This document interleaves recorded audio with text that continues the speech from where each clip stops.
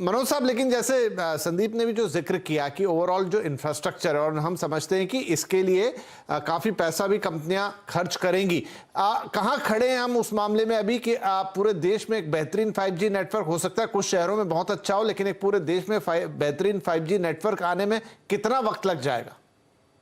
देखिए, ऐसा है कि बेसिक सर्विसेज तो हम आज की डेट में 4-6 महीने में शुरू कर सकते हैं, लेकिन अगर हम एक सीमलेस और एक बहुत अच्छे नेटवर्क की बात करें, उसमें 1.5 से 2 साल के बीच लगेगा। अभी हमें देखना है कि हमारे देश में एग्जिस्टिंग इंफ्रास्ट्रक्चर क्या है। आज हमारे देश में 4 लाख के करीब टावर्स हैं, जिसके ऊपर की 4G के BTS लगे हैं। और नए जो 5G सर्विसेज हैं, 5G सर्विसेज 3.5 गीगाहर्ट्ज की फ्रीक्वेंसी में चलेंगी। तो इसका मतलब यह है कि शहरों में जहां पॉपुलेशन डेंसिटी ज्यादा है, वहां हमें एडिशनल टावर चाहिए होंगे जो कि आपस में काफी नजदीक हो। आप ये देखेगा कि एक जो BTS है 5G का, उसका कॉस्ट 50 से 70 लाख के बीच होगा। अगर पूरे देश को कवर करना है तो कम से कम 4 लाख टावर हमें लगाने पड़ेंगे। और अगर शहरों की भी बात करें, जहां की अच्छी सर्विसेज देनी है, जहां की पॉपुलेशन डेंसिटी ज्यादा है, तो हमारे करीब 5 लाख से ऊपर हमारे जो BTS है वो पूरे देश को कवर करने के लिए उनकी आवश्यकता है। तो आप उसको 50 से 70 लाख के बीच अगर मल्टीप्लाई करें, तो ये tens of billions of dollars का खर्चा है जो कि एग्जिस्टिंग टेलीकॉम ऑपरेटर को करना पड़ेगा। और ये उसके अलावा है जो कि स्पेक्ट्रम का पैसा वो देंगे। तो मेरे ख्याल से एक बहुत बढ़िया सर्विस आने में अभी 1.5 से 2 साल के बीच लगेगा। और 5G और 4G में जैसे हमने डिफरेंस बताया कि वो टाइम लैप्स का डिफरेंस है। 5G में जो टाइम लैप्स है वो बहुत कम होता है। तो उसके लिए जरूरी है कि शहरों में पहले नेटवर्क आ जाए, ठीक है, तो high speed application, high speed experience तो आप कर लेंगे। लेकिन जो सही मायने में जो 5G सर्विसेज हैं, कि यहां आपने कोई एक्शन किया, यहां आपने एक कमांड दी और इमीडिएटली वो 1 मिलीसेकंड के अंदर दूसरी जगह पहुंच गई और उसके बेसिस पे आपने यहाँ कुछ एक्शन लिया। फॉर एग्जांपल, हम रिमोट सर्जरी की बात करते हैं, तो रिमोट सर्जरी के लिए जरूरी है कि दिल्ली में नेटवर्क अच्छा हो, उसके साथ साथ जो रिमोट एरिया है वहां भी 5G का नेटवर्क, ये बड़ा इंपॉर्टेंट है, राइट? हाँ जी, हाँ जी, ये बात बिल्कुल सही है मनोज साहब की। आप जैसे जो आपने पहले भी हमें उदाहरण गिनाए थे, चाहे वो माइनिंग का हो, चाहे ये रिमोट सर्जरी का हो, या आने वाले वक्त में जो भी इंटरप्राइज लेवल पर चीजें होंगी, उसमें मतलब जो दोनों एंड है वहां पे आपको एक बेहतरीन नेटवर्क चाहिएगा, ना कि किसी एक एंड पर। संदीप बुद्की, आप ये बताएं कि अब मैं एज ए यूजर हूं जिसके पास एक मोबाइल फोन है, एक तो हो गए जो एंटरप्राइज हमने बात की, वहां तो बहुत बड़े चेंजेस आने वाले हैं, इसमें कोई शक की बात नहीं है, लेकिन जो आम यूजर है उसको अपने हैंडसेट पे किन चीजों में अंतर महसूस होगा?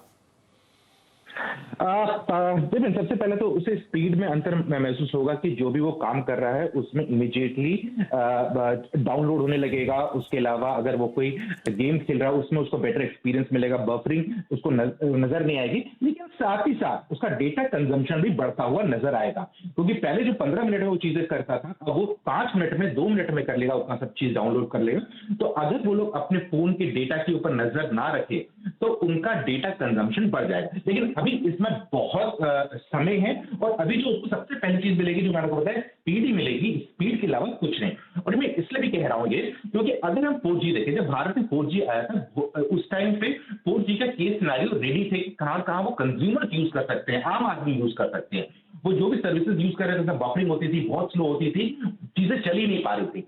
लेकिन 5G में क्या है कि 5G में अभी यूज के सिनेरियोस कुछ है नहीं हमारे पास। कंज्यूमर साइड में बहुत कम है, एंटरप्राइज साइड में बहुत कुछ हुआ है, लेकिन कंज्यूमर साइड में बहुत कम है। और यहाँ पर जो हमें खाली चीज मिलेगी वो है स्पीड। और यहाँ तक ये भी बता सकता हूं मैं कि अगर 4G का इंफ्रास्ट्रक्चर बेटर हो जाए तो बहुत सारी चीजें स्पीड डिपेंडेंट है वो भी वहां पर सॉल्व हो सकती है। लेकिन इसका मतलब ये नहीं कि सब कुछ हो ही नहीं रहा है।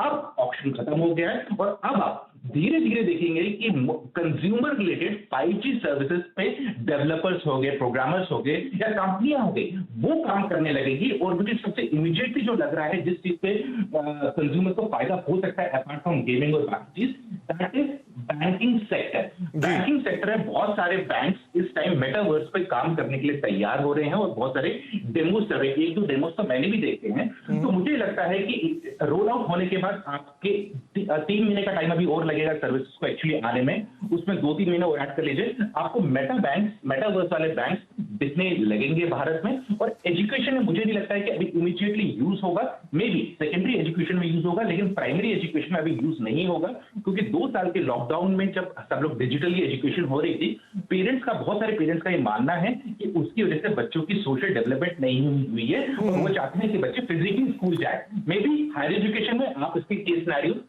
5-6 महीने में कुछ ना कुछ देखना स्टार्ट कर दें। चलिए, तो काफी कुछ चीजें हैं जो बदलेगी स्पीड से लेकर, चाहे वो आपके बैंकिंग एक्सपीरियंस हो, चाहे आपका एजुकेशन का एक्सपीरियंस हो, चाहे आपके गेमिंग का एक्सपीरियंस हो। तो जब रफ्तार मिलेगी और रिस्पॉन्स टाइम कम होगा तो चीजें बदलने वाली हैं। अब एक बड़ा सवाल यह रहेगा कि इस बदलाव के लिए, इस सुविधा के लिए जेब कितनी खाली होगी, पैसे कितने लगेंगे। एक छोटा सा ब्रेक लेते हैं और फिर इन अहम सवालों को लेंगे कि कितनी महंगी है, कितनी सस्ती होगी ये सर्विस, 4G के मुकाबले कितने पैसे ज्यादा लगेंगे, और साथ ही कंपनियां और इसमें आपके लिए क्या कुछ करके करेंगी या प्लान कर रही है करने का। ये सारी बातें इस छोटे से ब्रेक के बाद।